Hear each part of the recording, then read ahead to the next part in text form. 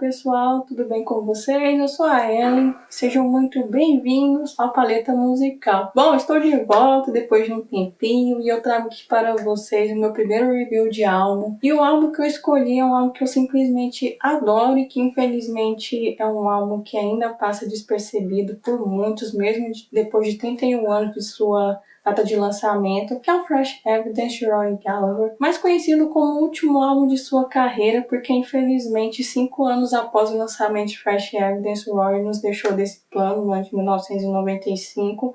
E eu estou aqui para poder argumentar e fazer justiça ao álbum que eu acho simplesmente fantástico e que, embora pareça ter uma música muito simples, ele traz muitas camadas e muitas referências, já adianto. Então, se vocês ficarem curiosos para saber sobre esse álbum, eu peço para que vocês fiquem aqui conosco, se inscrevam no Paleta, ative as notificações, já comenta aí nos comentários se você gosta do Rory, se você já ouviu esse álbum alguma vez. E agora vamos para o vídeo. Eu já começo aqui minha análise falando a respeito do Fresh Evidence, em todos os bastidores, né, que aconteceram antes do lançamento desse álbum. Até porque muito que aconteceu na vida do Rory acabou impactando no produto final de Fresh Evidence. E eu já começo a partir de um contexto que não foi muito favorável da carreira dele, que ocorreu nos anos 80. Como todos sabem, o Rory foi um artista muito interessante para a história do blues britânico, embora ele tenha surgido na parte sul da Irlanda. Ele foi um artista que, mesmo desde o começo da carreira, ele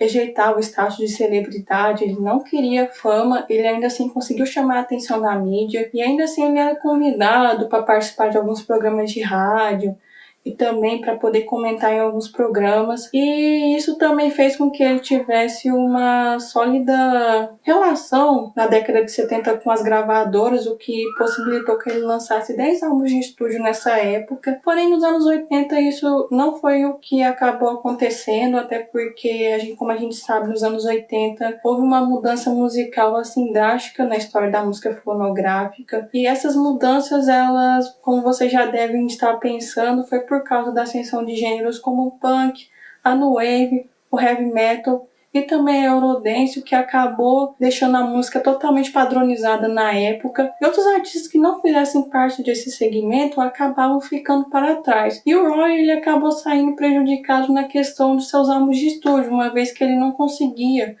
contrato com as gravadoras para poder lançar os seus sons. Para vocês terem uma ideia, o Rory lançou apenas 3 álbuns na década de 80, sendo um deles o Stage Trucks, o álbum ao vivo, lançado em 1980. Depois, em 1982, ele lançou o seu álbum Disc, e depois do álbum Disc ele ficou praticamente 5 anos sem lançar nenhum disco, e ele só teve a oportunidade de lançar o terceiro álbum dos anos 80, que é o Defender, no ano de 1987. Então, após essa parte da sua carreira que não estava em sua melhor fase, e também pelo fato dele ser um artista que sempre valorizou as raízes do blues e da música norte-americana, isso fazia com que as gravadoras tomassem mais a versão do Rory e não quisessem contratar ele. Então isso deixou, assim, de certa forma um pouco frustrado, porém o Roy, ele ainda era um artista que chamava muita atenção nos festivais, o que fez com que boa parte, né, da sua reputação nos anos 80 fosse exclusiva para shows e também para os festivais.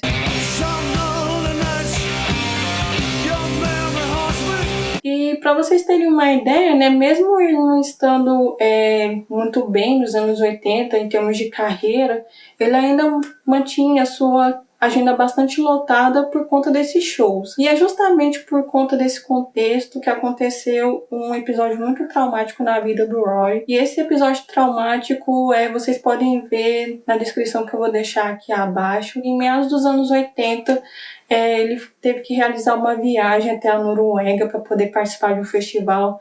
E ele e a banda viajaram de mini avião, e durante essa viagem eles acabaram sofrendo uma considerável turbulência em decorrência de uma tempestade que estava acontecendo naquele dia. Não há informações de como foi essa turbulência, mas ao que tudo indica, foi uma turbulência consideravelmente leve, porque eles conseguiram pousar, porém o Rory ficou extremamente traumatizado, e por conta desse trauma ele acabou desenvolvendo crise de aerofobia. E essas crises de aerofobia fez com que o Rory ele se fosse submetido a tratamento médico. E desse tratamento médico ele tinha que tomar tranquilizantes para poder conseguir cumprir a agenda de shows. E como vocês sabem, né, o Rory Gallagher também tem a fama de ser um cara que gostava muito de beber. Então essa combinação entre os tranquilizantes e a bebida acabou desencadeando nele uma série de problemas, tanto físicos quanto psicológicos. Para vocês terem uma noção, durante os anos 80 ele acabou desenvolvendo problemas no fígado, e esses problemas no fígado acabou trazendo para ele consequências como formigamento e também dormência nas mãos e inchaço. E além disso, ele também acabou desenvolvendo depressão, e o álcool acabou se tornando um vício.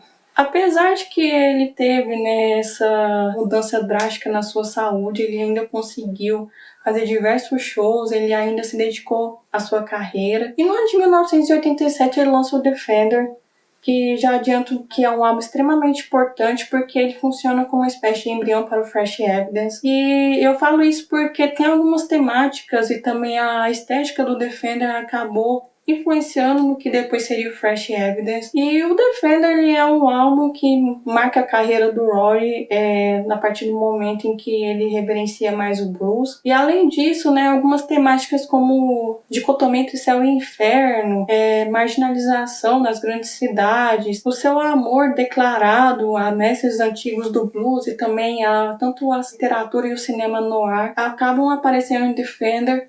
E isso acabou sendo, né, os temas aprofundados e também explorados no seu último álbum. Então, por isso, eu acabo considerando o Defender uma espécie de embrião para o Fresh Evidence. Bom, o Defender foi lançado no dia 1º de julho de 1987. Ele foi um álbum que teve uma boa recepção da crítica, porém foi um álbum que não foi assim, né, tão divulgado. Não é que ele não foi divulgado, né, que ele foi meio ignorado na época. Inclusive, eu recomendo muito que vocês escutem Defender, ele também é um excelente álbum da carreira do Rory, também igualmente subestimado, assim como o Fresh Evidence.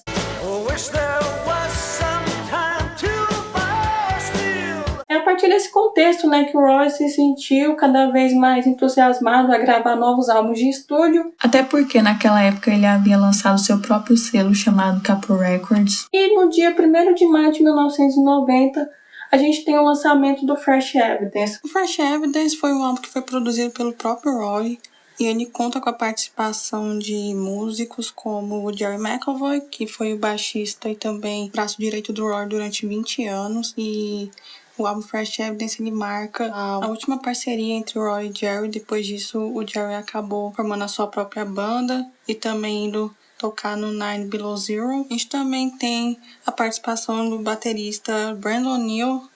E também nós temos a participação do grande lendário gatista Mark Feltham. E também a gente tem algumas participações especiais, como Garrett Watkins, que citarei mais à frente, John Cook nos teclados, Lou Martin no piano, que também foi um dos ex-membros da banda de Rory. A gente também tem Joe Early no saxofone, junto com Ray Beavis.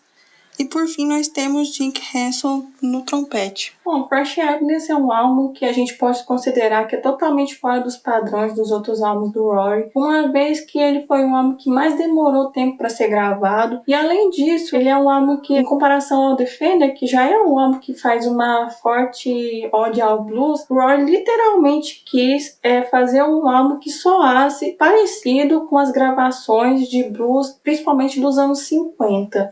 Para vocês terem uma ideia, o Fresh Evidence ele demorou por volta de 6 meses para poder ficar pronto. E o motivo disso, né, está em dois fatores que são muito relevantes. O primeiro deles é, claro, né, a questão da saúde do Rory, que naquela época já estava ainda mais crítica. Porém, também outro motivo vem a partir de uma frase, né, que ele conta numa entrevista concedida na Alemanha no ano de 1992, no qual ele fala que o Fresh Evidence foi como uma espécie de filho que precisou ser gerado, porque o motivo dessa demora toda se dá ao fato de que o Rory queria fazer uma sonoridade a mais retrô possível e também mais parecida com a dos seus ídolos do passado, e para isso ele acabou usando alguns equipamentos antigos.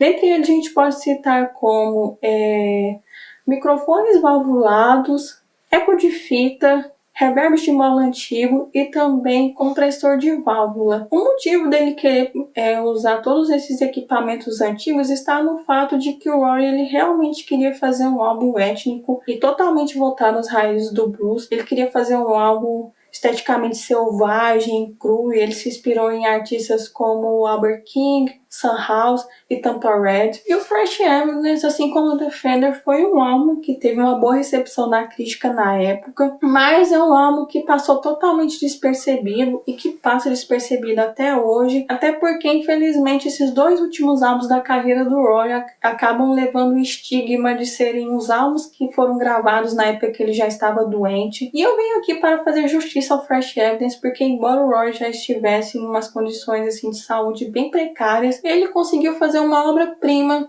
para a história do blues e eu vou pontuar todos os motivos de agora para frente. A partir do contexto em que o artista contou em suas entrevistas que ele queria fazer um álbum inspirado em seus mestres do passado e para isso ele acabou recorrendo a materiais antigos, eu me senti instigada a fazer uma análise a respeito do Fresh Evidence. Pode-se dizer que eu comecei a analisar esse álbum a partir de 2018, mas foi a partir de 2019, 2020 que a minha análise ficou ainda mais aprofundada a respeito do álbum, porque além de ser um álbum que tem músicas simplesmente fantásticas, não existe música ruim no Fresh Evidence, e ainda por cima é um álbum que traz muito camadas do que parece, e é justamente por conta dessas camadas que eu me senti instigada a pesquisar um pouco mais sobre o álbum. Então, a partir de tudo isso que eu falei, fica claro que o Roy queria fazer um álbum como se fosse uma espécie de ode ao blues, uma vez que o Roy fazia parte da escola do blues britânico, então ele já pode ser considerado um artista da fase mais contemporânea do blues. Ele sentiu a necessidade de se manter mais próximo de suas raízes e também de seus ídolos,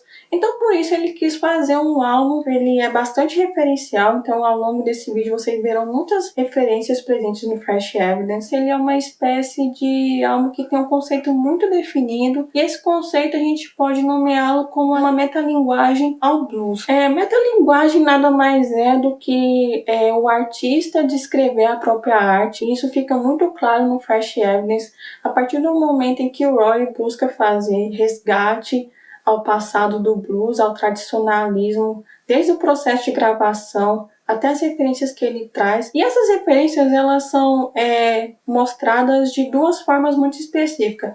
A primeira delas, de uma forma mais geral, quando ele cita Tampa Red, Albert King e também o Sun House para poder definir a sonoridade do Fresh Evidence.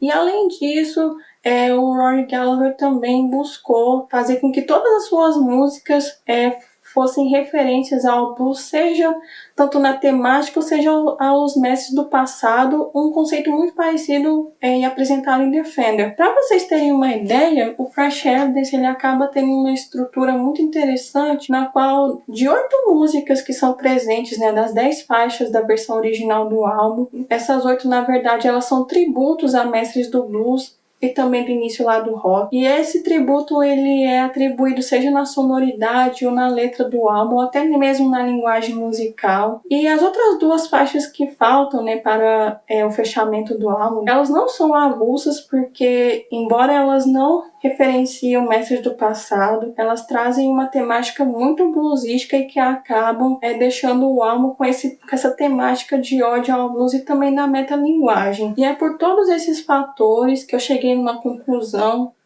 após anos de pesquisa sobre o Fresh Evidence, de que Rory Gallagher, acidentalmente, digamos assim, ele conseguiu fazer um álbum conceitual de blues. What the fuck? Como assim ele fez um álbum conceitual de blues? Então, para vocês verem que eu não estou pirando, bora resgatar aqui o conceito do que seria um álbum conceitual. Então, a definição de álbum conceitual nada mais é do que um álbum que possui faixas, e todas essas faixas são interligadas a ponto de produzir um produto final ou uma história. No caso do Fresh Evidence, a gente pode falar que ele é um álbum conceitual, que todas as músicas elas contribuem para o efeito final. Embora ele não conte uma história delimitadinha, não são as faixas, elas não têm essa preocupação em contar uma história, fica claro que ele estava querendo fazer sim um álbum que reverenciasse todo o blues em suas formas, e também fica claro, né, que o Fresh Evidence ele é um álbum conceitual, não apenas de blues, mas sobre a metalinguagem do blues, uma vez que ele descreve o blues em toda a sua essência. Agora, falando um pouco sobre as faixas, eu já vou começar aqui a falar da primeira faixa do álbum, que é Kid Gloves, que é uma das minhas faixas favoritas do álbum e também da carreira do Roy. Porque a música Kid Gloves, ela é um hard rock com influências do boogie woogie, e ela é uma faixa que ela é inspirada na sonoridade de Jerry Lee Lewis, que é o primeiro artista homenageado aqui no álbum. E além disso, Kid Gloves ela tem uma curiosidade que é muito interessante, porque a letra ela é inspirada no filme Body and Soul, do Robert Rossen, acho que é assim que fala.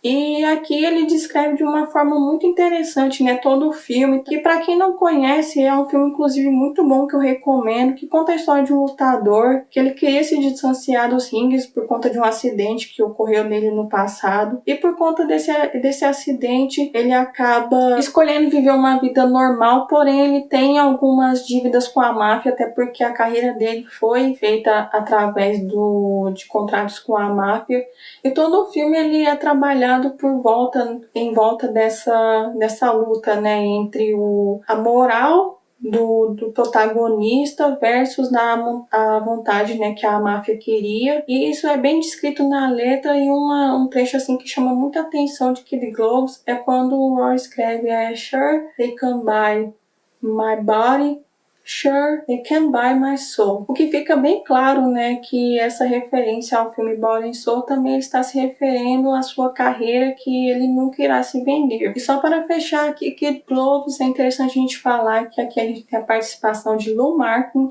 que foi inclusive um dos ex-membros da banda de Roy Gallagher nos anos 70, e ele volta aqui em Fresh Evidence.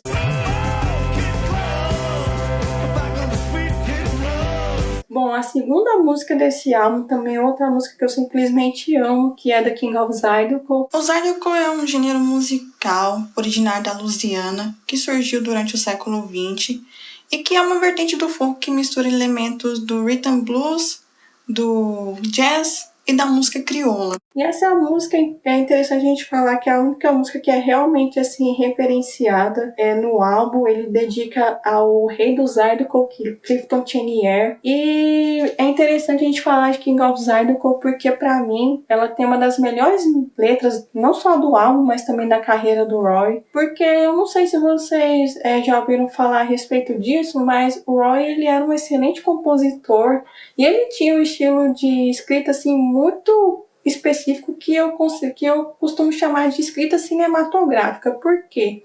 Porque o Roy conseguia contar suas histórias de uma maneira bastante delimitada, com início, meio e fim, e ele dava uma riqueza de detalhes assim muito grande, o que faz a gente ter a sensação de que está lendo, né, e está acompanhando um roteiro musicalizado. Ele fala numa entrevista, né, que essa música ela foi pensada como uma espécie de road movie, na qual o eu lírico ele sai da agitação da cidade, ele quer ir até o interior assistir o Clifton tocando.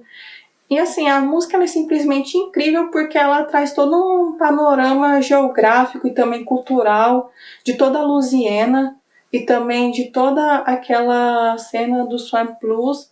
E aqui ele cita, né, algumas coisas bem tradicionais como o gumbo, a juke joint, ele também até cita a cidade de Thibodaux. E aqui fica bem claro, né, que o Roy ele não era apenas um guitarrista foda, mas também um excelente compositor. E essa música, né, como eu falei, ela é inspirada no Clifton Chenier, então é claro que a música, a sonoridade terá muita influência do Swamp Blues, e aqui ele conta com a participação do acordeonista Garrett Watkins.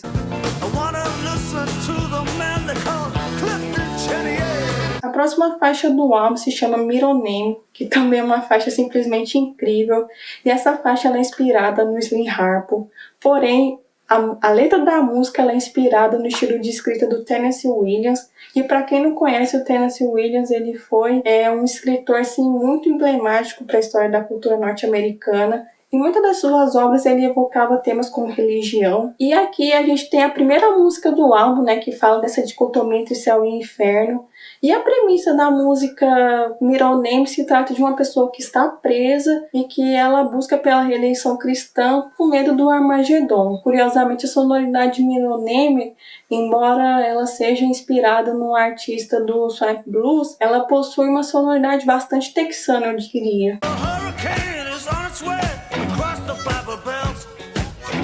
E aqui a gente tem o primeiro instrumental do álbum, chamado Alexis, que é um instrumental de jazz rock misturado com blues, em homenagem a Alexis Corner, que inclusive é considerado o pai do blues britânico. Eu já falei dele aqui no canal uma vez. E esse é um instrumental que eu acho simplesmente fantástico, ele é muito cativante, e aqui a gente percebe, né, que o Roy também tinha uma grande facilidade em fazer instrumentais. O curioso é que aqui, né, o Roy ele reverencia a sua própria escola musical do blues, que é o blues britânico. Então, é claro que Alexis Corner e o blues britânico não poderiam ficar de fora em termos de referência para o Fresh Evidence.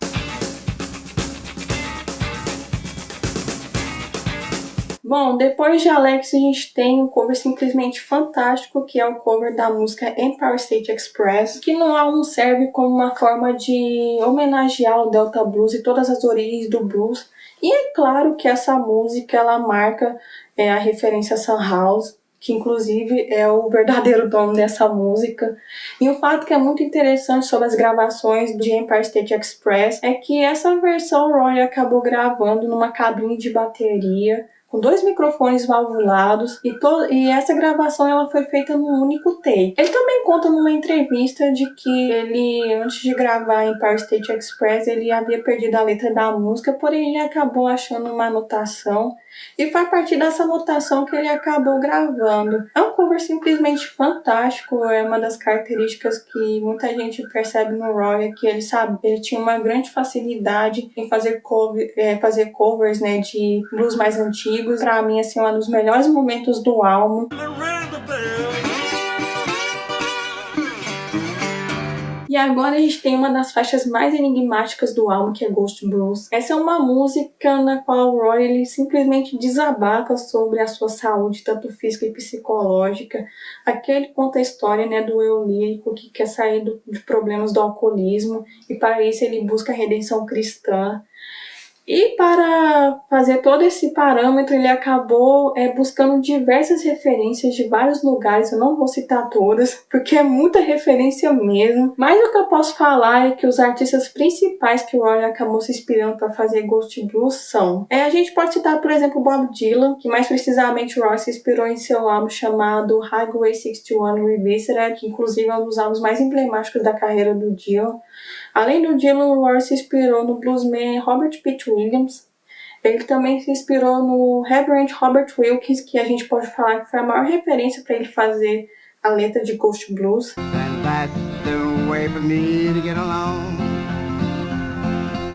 E também ele acabou se inspirando na música If I Had My Way, I Tear the Building Down, do Blind Willie Johnson. Well, if I had my way. A faixa Ghost Blues ela é uma faixa de 8 minutos e é uma faixa assim, simplesmente fantástica, porque ela traz muitas referências de gêneros do blues. A gente tem um pouco de swamp blues, a gente tem um pouco de country blues, a gente também tem a inserção de alguns elementos da música irlandesa, tanto que ele toca um dulcimer no começo, se não me engano, na introdução da música. E ainda por cima, toda essa mistura de gêneros e subgêneros do blues e também do folk acabam dando a Ghost Blues uma atmosférica bastante fantasmagórica. E o interessante é que lá no meio, para o final da música, a gente consegue escutar alguns murmúrios de uma forma bem sutil. Então eu recomendo que vocês escutem Ghost Blues, principalmente com fones de ouvido.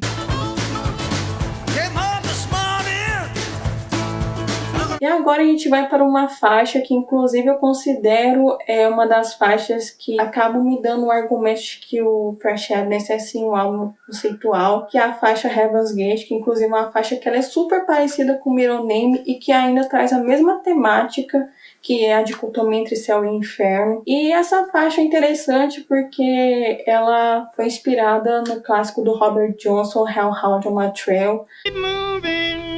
got to keep moving.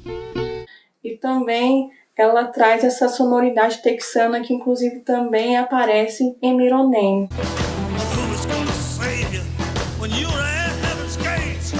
E agora a gente vai chegar numa das minhas faixas favoritas do álbum, que é The Loop. The Loop é o segundo instrumental de Fresh Evidence.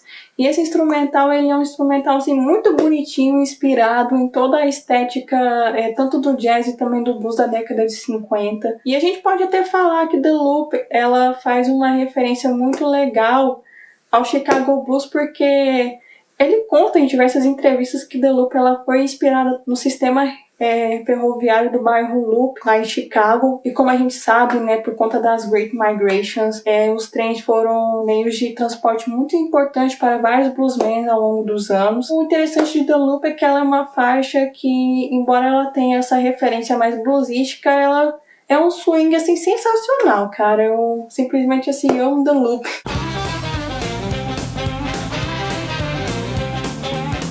E agora chegando para a penúltima faixa do álbum, que é Walking Wounded, que é uma faixa que eu simplesmente acho lindíssima. Ela é um pouco diferente, né, das outras 8 que eu falei, que são mais bluesísticas. Aqui a gente tem uma faixa um pouco mais roqueira, mas que mesmo assim ela traz muitas referências ao blues. E essas referências estão no fato da letra tratar de desilusões, não apenas amorosas, mas eu digo que desilusões que o Roy teve ao longo da vida. E essa faixa ela tem algumas linhas de jazz misturada com o slow blues.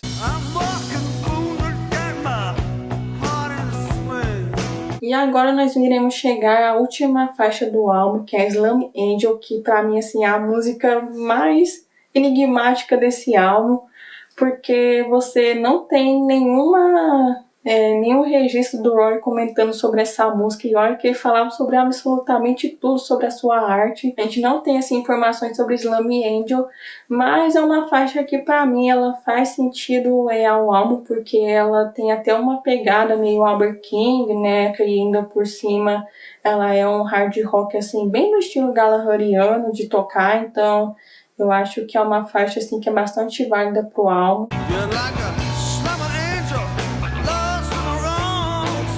Chegando na conclusão, podemos dizer que Fresh Evidence, que embora tenha sido pensado para ser apenas uma carta de amor de Roy ao blues e também à música norte-americana, acidentalmente se tornou um álbum conceitual por conta de sua estrutura, que se assemelha muito à de outros álbuns conceituais feitos anteriormente, até porque todas as músicas do Fresh Evidence, elas têm como objetivo de fazer uma ode ao blues, e dessa ode ele acabou dedicando 8 faixas exclusivas para mestres antigos, ou para um movimento específico como é o caso de The Loop. E ainda por cima, existem músicas que são bem parecidas entre si, como os instrumentais Alexis e The Loop, que são, na verdade, faixas mais jazzísticas, com a temática bluesística, e Heaven's Gate Mironene, faixas que possuem a mesma temática lírica que a batalha entre céu e inferno, a morte, e por isso se assemelham bastante, pois ambas são inspiradas no estilo de blues texano. E além disso, a gente pode falar que é um registro no qual o Rory ele se mostra como bluseiro, e é também aqui onde ele tem a necessidade de mostrar que ele está se sentindo cada vez mais ao lado de seus mestres.